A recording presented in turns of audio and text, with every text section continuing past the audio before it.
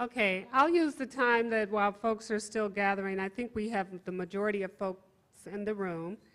So keep in mind your tasks. I know that I went through a few of the groups and passed by, and I just heard some very serious role play going on, from serious role play to a serious plan that may not have been related to this. But our job for this afternoon, for the short time that we have together, is to hear your thinking about what you think you would do to participate in the renaissance of this fictitious city. So what I'd like you to do for the time we have is we're going to hear from the hospital board group, whoever your representative is, and the pension fund managers. And we want to kind of not only hear how you thought about the work and what you thought some of those leadership investments might be, not only money, but people, thoughts, and ideas, but any surprises, and then we'll look for some of those patterns across. That's how we'll end the day. So I think we'll all have a chance. We have 8 groups, not that many, 4 now. 2, oh, that's even better. So everyone will have a chance to report out. So how about we start with the hospital group whatever number you were, and let's hear from that reporter. Now let me just say, just for the long-winded, we only have a short period of time. We will go until about 4 o'clock, 4:10 at the max. So you probably want to keep your comments and testimony and speeches down to about maybe 7 minutes each, okay? Because we'll get bored, we're tired, and so if I stand up, that means speed talk and get it over with, okay? So go ahead and start. Please introduce yourself for the record. Good afternoon, I'm Malcolm, and was interested to hear our group.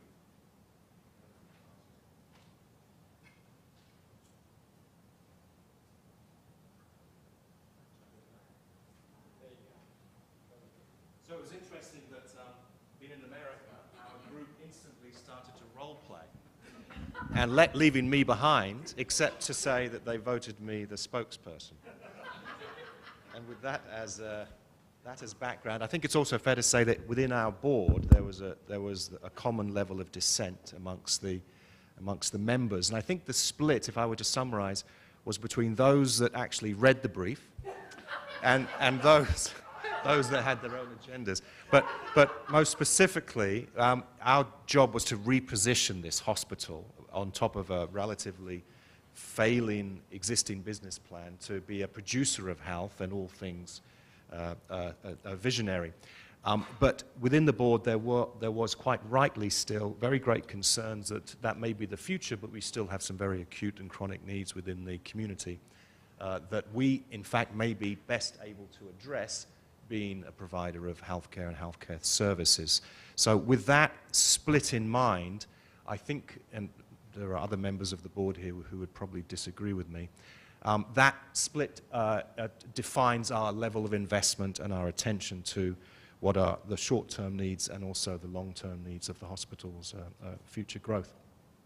So with our $45 million a year, in the very early part of our work moving forward, perhaps even in the next 6 months or even shorter time, it became blindingly obvious that we could put some of that money to dealing with and addressing some immediate needs in the community with respect to health, with respect to infrastructure, and some housing was brought up as well. So the board is going to very quickly bring in some key members of the business community, Chamber of Commerce, and the local government, of course, to try to find the best places to put some dollars immediately. Ideally, with a flavor that is close to our heart. We plan to stick to our knitting with respect to our investments. We're a hospital. We're going to be focusing on healthcare related, either directly or within close proximity. Separately from that, we're going to be putting in increasing amount of money over the years into the results of a much broader community healthcare assessment for Ourlandia. And we're going to be starting that planning process off very soon, perhaps with some expert stakeholder committees, obviously high levels of community involvement, and learn from the community a bit better than we know as a board what the immediate needs are that can be fixed with long-term strategic investments. So the overall summary is split between the two needs and put our money across that portfolio. That's my short version. Meg has promised to add colour if needs be. I guess what I would add is that in terms of... Does this one work?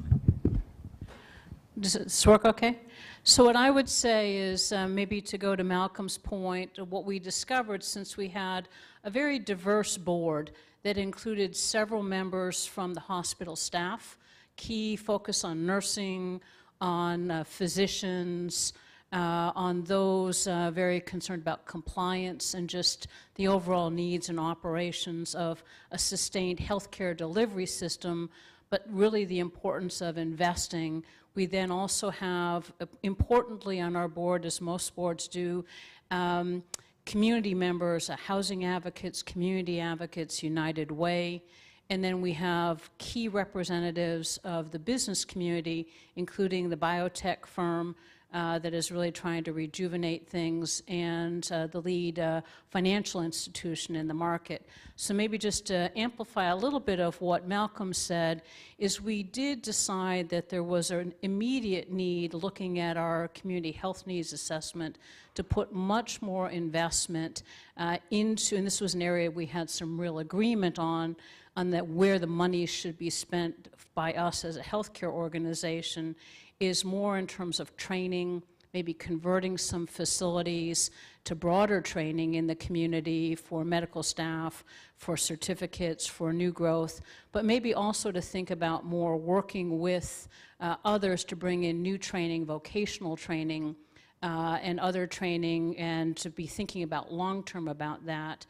But then also thinking about where we could fund our monies more on investments that would go to things like encouraging and subsidizing transportation, making it more accessible, dealing with some of the immediate needs. But I think, as Malcolm suggested, where we were looking at and realizing is the importance that before, I think a common theme everyone thought is that we needed to lead in ways where we uniquely could make a difference, whether it was investment of our monies to build infrastructure in the steering committees, or to organize research and understanding, collect the needed information, or where it was something that only a healthcare organization could. But the importance of motivating the business, the broader community, to really address some of the fundamental issues that were not necessarily things that we immediately had control over. So I don't know if there are other board members that wanted to speak, but I think it was this idea that if we didn't do something now, that just keeping the status quo was not going to be sufficient. So are there any clarifying questions for the first brave group of hospital investors? Any questions from anyone? So I have a question. Real quick. So did you discuss what difference would you make? I mean, really, clearly there are things that you could do that would be helpful. Did you get to a point at all in the discussion about what stake in the ground as a health system do you think would be most critical for that community and its survival? We had very strong advocates for housing. We had very strong advocates for transportation. We had very strong advocates for promoting childcare for some of the staff, nursing staff in particular. So the answer is yes and no. Our ability to make a difference, in my mind at least, rings largely around the fact that we have $45 million a year, which will make a lot of difference, and we have a tremendous amount of expertise to uniquely apply it. And if indeed we're to meet our mission, which is to reposition ourselves, we have to be transformative. So whilst we need to make those immediate investments to meet the acute needs of the community, we cannot but look to the future. So I haven't really answered your question, but we don't want to get stuck just in those immediate needs. because we have a future I'm a foundation, and we city. have to ask There those we tough go. questions There like, we go. where is that money really going? So let's hear from one of the pension groups, if there are no questions for that first group. Pension group number 1. Just break it up. I know you were there because I saw you. Who's your reporter? Who was it? Gary. Okay, much like Malcolm, I was punished for, this is my punishment, for being sort of contrarian about the exercise itself. And part of what we had was a group of public health people talking about as if we were pension fund managers, but the fundamental structures of public health and pension fund are radically different. So we never quite came to clarity, even in setting the terms of the game we would play, about whether the 200,000 members who we were taking care of lived in Ourlandia or not. How many of them actually retired in Ourlandia and thus would justify as a pension fund us investing in long-term things that would be in any way relevant to the long-term health and well-being and life satisfaction of our pension fund managers. So we were a little unclear about what our fiduciary legal obligations were to that 200,000 members over against the larger community of Ourlandia.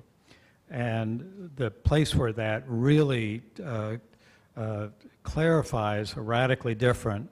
If our obligation is to those 200,000 members of our pension fund, then we're sort of obligated to maximize the return on that 20 billion, whether we invest it in Singapore or give it all to Amazon, and just sort of focus on the cash benefit of our members versus what we know very well. We could take 20 billion and be a significant part of the development, the revitalization, the renaissance of Ourlandia. We weren't sure if we were legally free actually to do that, whether these structures are aligned with their purposes. Now, we talked a good bit about some things we could do if pension funds tend to focus on the older people, and the 20-year time horizon actually excludes some of the things that as public health people we would love to invest in. We know where they're great returns on investment, our early childhood, educational, the kind of public health 101 investments that show great returns, but not over a 20-year period of time. Those are longer investments, and they may or may not have anything to do with our ability to see any return at all inside the pension fund that would enable us to satisfy our obligation to the retirees themselves. So we had some mind games wondering about whether or not we could declare ourselves, somehow structure the pension fund so it encouraged the potential pension fund recipients to stay in Ourlandia, whether we could structure the pension fund so that it would favor a later retirement if they were physically able. That immediately opened up some of the communists in our midst, Martha. We talked about whether or not it was even legitimate to discriminate between those who were in lower wage, more manual working in a glass manufacturing company versus later creatives who don't experience much wear and tear. Maybe we can convince them to work longer. So you can see we had all these challenges of fundamental difference between what a public health person would do with 20 billion unentangled dollars versus a pension fund which is legally obligated to care for retirees. So, any questions for that group? Well, I just had a comment because I get to do this as the facilitator. So, no, I think there are always small group contrarians, and I think that's good. Because whether you know it or not, just as you were listing the questions, you were setting the stage for potential solutions, regardless of what that pension's obligations were. And I think that's good, that's leadership, is being able to ask the right questions, position the questions, and look at those questions from various perspectives. So I hope you don't discount the work that your team did. I give you an A-. Hospital Group 2. No, I didn't give you guys a grade yet. I'm still thinking on it. Hospital? Okay. Hi, Mylin Tufte, State Health Official from North Dakota and Roundtable member. I have Karen, Kathy, Josh, and Mark as also board members. So our board was most concerned about creating a sustainable business model, and we thought that there was a push for mergers to increase market share and purchasing power. We thought some of our priorities were to be more of a team player and looking at multi-sector accountability, owning the leadership role, and accepting diversity. There was a board meeting that we had that there was some rioting outside, nerf rioting, so no one was hurt, but we did understand that that was something that we needed to be more accountable for. Some of the trade-offs that we considered were in setting the priorities.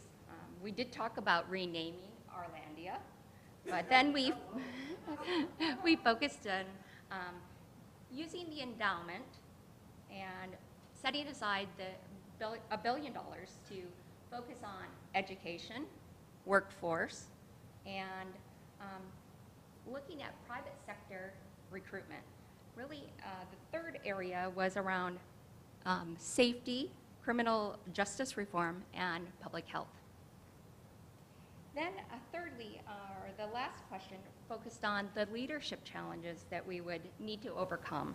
And we all have been there in the past on the board, and knowing that buy-in and having a culture shift is important, especially when you're looking at the endowment funds, knowing that how much short-term pain where you're going to have to endure for this long-term gain.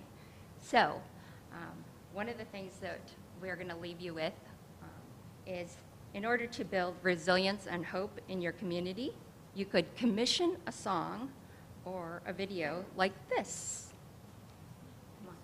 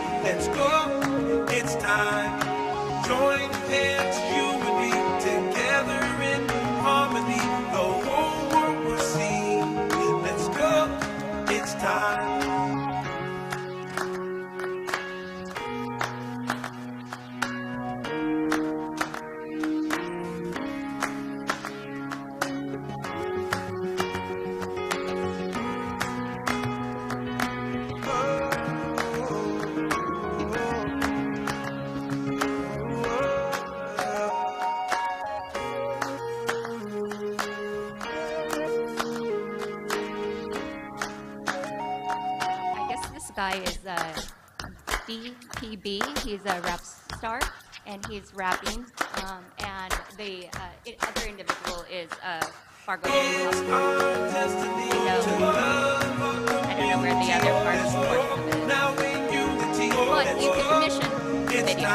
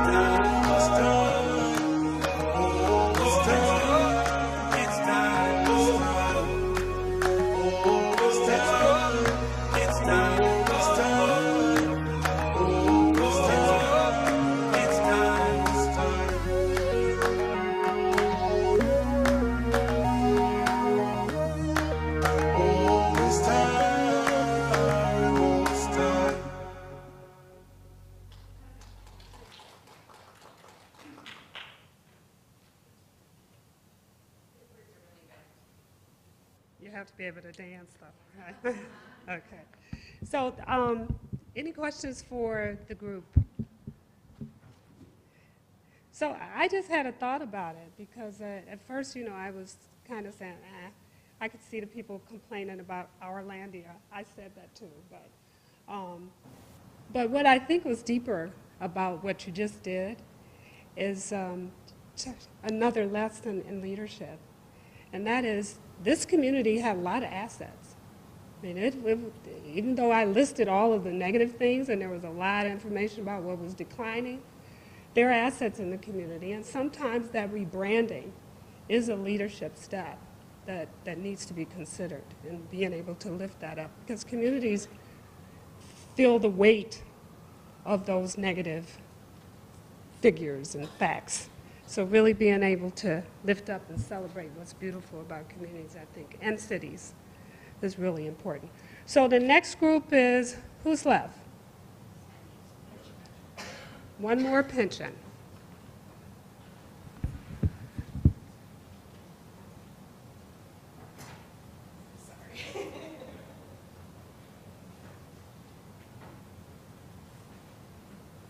Hello, good afternoon. My name is Ivan Avon. I'm a research scientist from New York Academy of Medicine. And I was part of the pension fund manager, which for me is interesting because I do a lot more in the healthcare sector, so it was definitely a challenge, but I believe our group came up with some great ideas. So for our priorities, I'm just going to start out with what our headline is. We call it Doing Well by Doing Good for Ourlandia. And what we designate where our priorities were, primarily figuring out a way to invest in both locally and outside of our community, nationally, internationally, but making sure we allocated like a portion of that back into Ourlandia as well. And underneath that, we found that our main goal was to have lifelong economic security for families, and by being a fiduciary responsibility and also socially responsibly investing. And In doing so, we would develop a fund and local investment that included corporations for profit and also the social responsibility piece. And we would consult and talk to pension managers to do with ESG portfolio expertise, risk, someone like that, and explore what different types of philanthropy we can do to help invest and what they would be interested in investing in with some of the resources that we stated earlier. And I'm reading here. Some examples of the way we would invest were using a social impact bond into VOTEC, education, some of our crime. Those would be some more short-term goals. Early childhood investment was something that we really wanted to be able to focus on. Safety, also social and criminal justice. Looking at environmental investments to protect our natural resources and also tourism, because that was a big resource that we had listed. For instance, increasing our mass transit, making sure we have proper hotel and conference space or entertainment venues for when people come out of town that they can utilize. And also make sure everything we do, we take a health equity lens to each of our investments. And as far as how this would change our role, well, the main thing we saw is that we were going from more of a passive role in the community to something that was more active. So we take an active role in really revitalizing this community.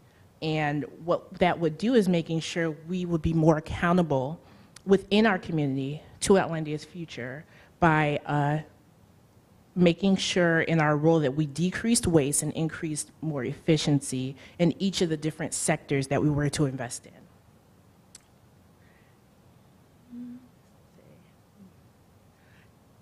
And part of our portfolio plan was to get new input to intentionally drive those investments, a new strategic role for the pension fund manager that we have.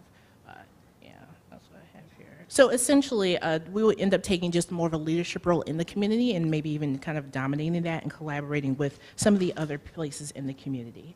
As far as trade-offs, because we're shifting from this role from a passive to an active role, it would mean kind of reorganizing our own resources and even restructuring and making sure that we have that sustainability of these investments both long and short term.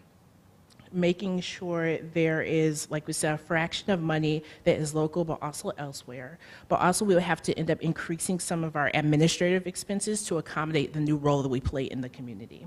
But most importantly, there's no guarantee of success past or so despite what our past successes or failures were, you know, the future is new and it holds everything in that. So we have to just remind ourselves that everything that we invest in, we could lose, but we could also gain. And then as far as leadership challenges, since we're going through all this restructuring both in the community but also possibly in our organization, we're most likely going to meet with resistance both internally and externally. So overcoming these people that are always going to be resistant to change, that's a natural human instinct. But also making sure that this trust is maintained among the leaders and also other constituents, and that our participatory activity to involve the local residents in the leadership. So my old boss used to say, teach them to fish. So even if we are no longer around anymore, the community in itself can still be able to sustain itself. So thank you. And if anyone else from our group would like to contribute, now is the time.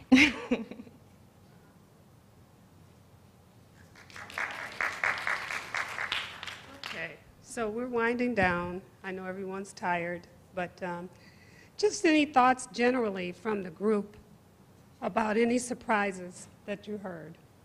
Anything that just kind of was like, wow, can't believe people are thinking like that? Or surprises to things you didn't hear?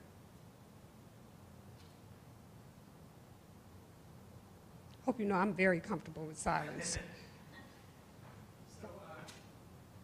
Terry, you wanna get up, public health man, come on up here tonight. Okay, yeah, move. So I thought I'd like to raise the bar here for the conversation. So I think it was a very plausible scenario. I think it reflected a lot of communities. You know, you can choose the industry, but the situation is one that is very plausible. And I think the discussion we're having here today are probably discussions communities looking to think about what their future and reimagine their future to be are amidst as we speak. So I think for me it was I know it was a make-believe scenario, but I thought it was very real in many ways. And so I think people are looking for the right answers and the right path forward. And I think that it may be different for each community. But I just appreciated it for that very reason. So I had a question, and that is around what was kind of surprising to me was that all is not a surprise. The solutions are common solutions. What was surprising is that, you know, if you look at the challenges in that community as they were laid out, one was gross inequalities and growing inequalities. So I was just curious as to whether the groups surfaced or had any discussions about the strategies, the solutions that they chose, which were right on, and how they felt that that might address the inequalities. Softball question. I don't have the answer either, but I'm just curious whether it came up. Yeah, Gary.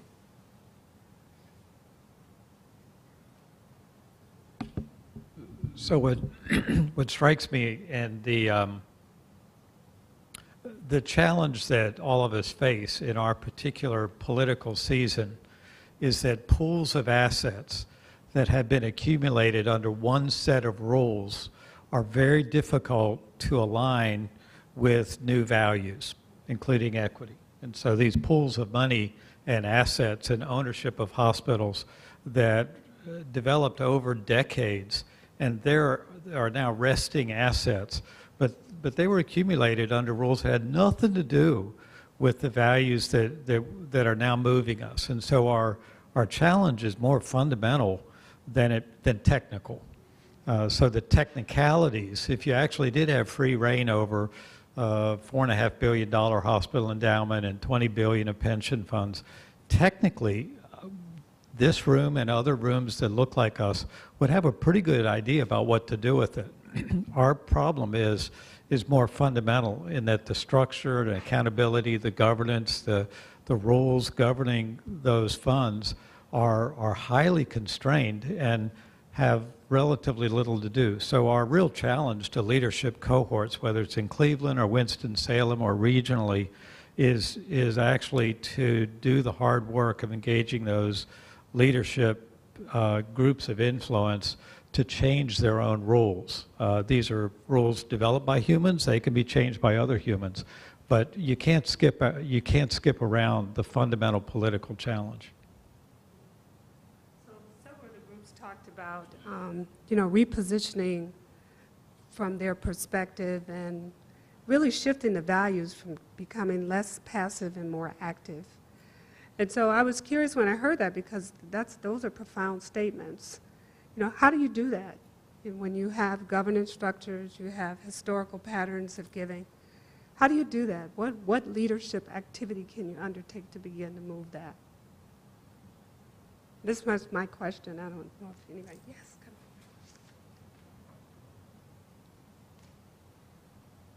So thank you. I thought today was just great because I've had the opportunity to actually live and serve communities such as the one we talked about today. And I think the discussion of the connection of economic health to health is one that all the leaders in this room have to ignite the discussion, because it's not like the other social determinants of health. We will be able to build homes.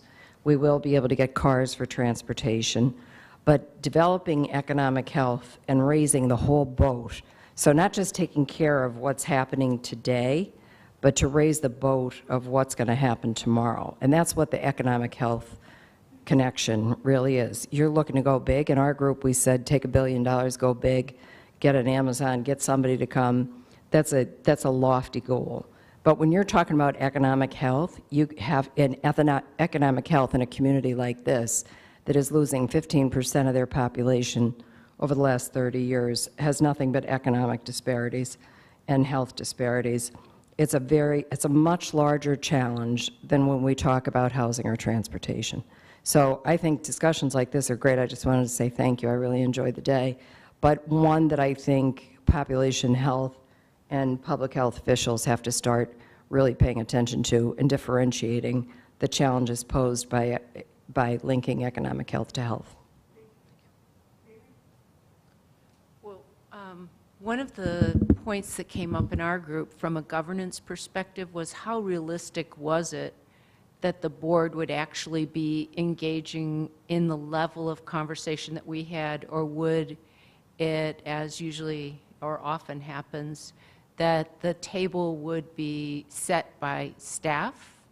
The chief executive would come in with their team and set the table. So it was a refreshing and a different way to engage the different voices on our board in the conversation. But I think what we're talking about is really a fundamental shift in governance conversations, and who does tee up what the agenda is and how the input from the community is maybe not as filtered as it normally is, which might shift the decision in terms of how big of a bet do you play versus protecting the long-term assets of the hospital in the way they've always been protected.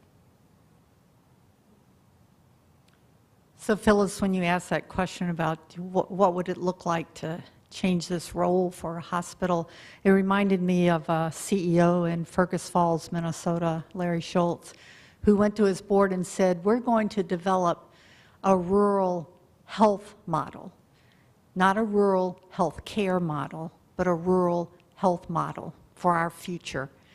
And he said, we're going to start having conversations with the community, and we're going to hear things that we don't want to hear. So he was just really frank with his board that we've got to set a new direction, and we need to involve and engage the community in a different way and get ready, because we're going to hear things that in the past we haven't heard, and they're going to be things that we don't necessarily want to hear. And so that was leadership in a rural community in Minnesota, the predominant healthcare provider in that county.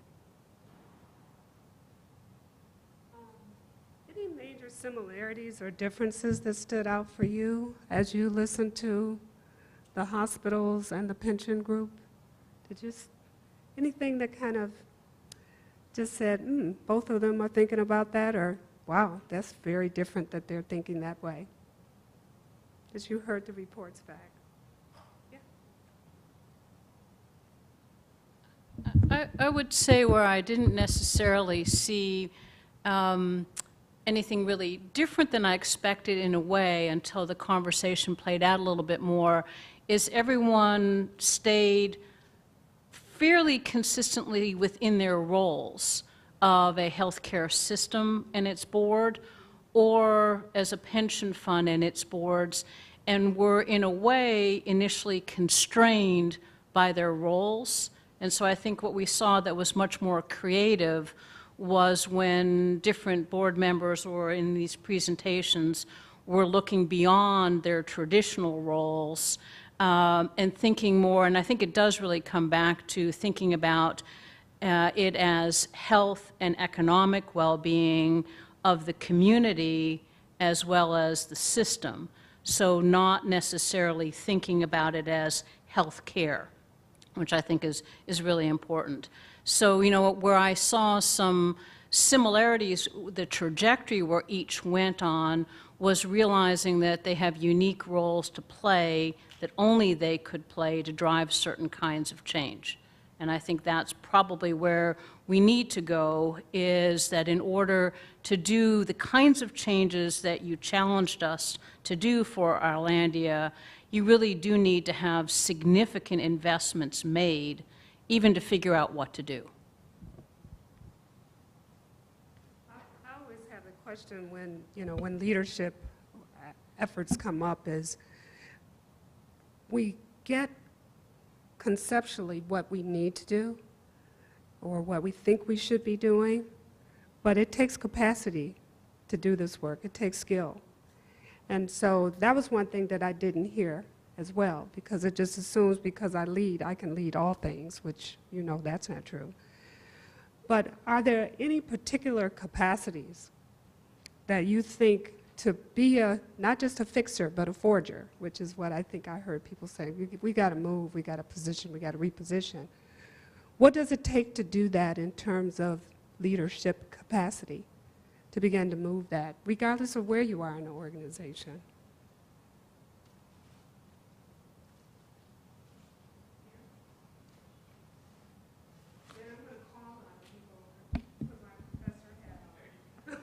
Okay, this could be my last comment. One of the capacities we have is to recognize the freedom of people in different positions of influence within these different organizations. I was just reflecting, to some extent our role play has assumed that people, well, let me just cut. There's lots of interlocking people who serve on all these different boards. I'm thinking in our case, the board members of Wake Forest Baptist Health also serve on the university. They sort of come and go in those different boards. Many of them have senior positions in investment funds. In fact, they're on our board precisely because of their technical abilities in dealing with finance. Many of our board members know a lot more about money than they do about health. So one of the capacities is to somehow set our board members free to play their full lives and not just their sort of narrow role definition. Okay, now you're a hospital board member, now you're a public health board member, now you're this. They got to bring all of that capacity to bear on the unifying opportunity. That's a lot easier when the community or the institution is in trouble than when it's successful. And so I think actually what the exercise got right is that this was a city, Ourlandia is a city looking at a diminished future. And that's exactly the moment where the different leadership cohorts that have anything to do with that city actually have a chance to think in a bold different way, or they're participating in burying a city, and no one wants to do that. We're seeing a lot of energy in Winston-Salem from business leaders who are distraught at the fundamental lack of opportunity we're seeing between generations, and a lot of that has to do precisely with the issue of equity. And so it's at that low moment when leaders have a chance to behave sort of outside the box and do something new. So we're about to wrap up. I don't know if there are others who thought that they might want to add to the discussion before we close. This has been great. And even though you don't like the name of the city, it's a great city. I think there's greatness in the city. I would just add just a couple of things just to kind of wrap us up. I do think these kinds of exercises are important, as difficult as they may be, because they're never fluid as we'd hope they would be. But I think any time that we're challenged to think about new ways of doing things, that's a plus. And I think when we look at what's happening in cities across America, we cannot afford to do business as usual. We must be able to reposition, restate new values, and really reposition ourselves for this complex work, very complex. And I do think that there are some historical, political issues that these institutions with the power of the dollar have the ability to influence and begin to shape some of the conversations and maybe the rebranding of how we look at health and well-being of cities. I would just, I'll throw in one reflective question and then one sort of charge. And one reflective question is, what are our assumptions about the people living in those cities?